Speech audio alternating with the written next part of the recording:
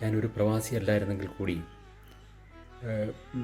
വർഷങ്ങളോളം കേരളത്തിന് വെളിയിൽ എനിക്ക് കഴിയേണ്ടതായിട്ട് വന്നിട്ടുണ്ട്.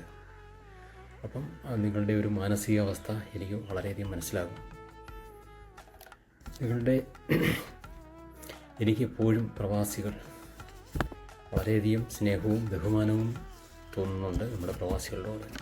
കാരണം അവർ ചെയ്യുന്ന ഒരു ത്യാഗം കുടുംബങ്ങളെയും ഉറ്റവരെയും ഉടയവരെയും അതുപോലെ തന്നെ നമ്മുടെ നാടിനെയൊക്കെ വിട്ട് ദൂര രാജ്യങ്ങളിൽ പോയി ഒരു ജീവിതം കെട്ടിപ്പടുത്തുവാൻ വേണ്ടി ചെയ്യുന്ന ഒരു കഠിനാധ്വാനം, ത്യാഗവും, അതിനു മുമ്പിൽ എൻ്റെ ഒരു വലിയ സല്യൂട്ട്.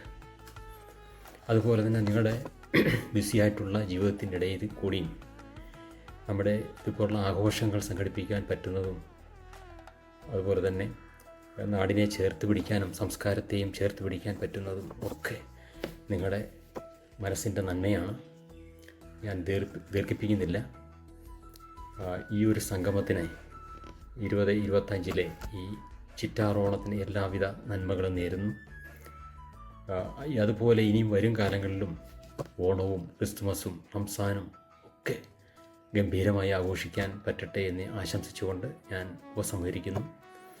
നിങ്ങളുടെ എല്ലാ കുടുംബാംഗങ്ങൾക്കും നിങ്ങൾക്കും എല്ലാവിധ നന്മകളും നേർന്നുകൊണ്ട് ഉപസംഹരിക്കുന്നു. നമസ്കാരം. ജയ് ഹിന്ദ്.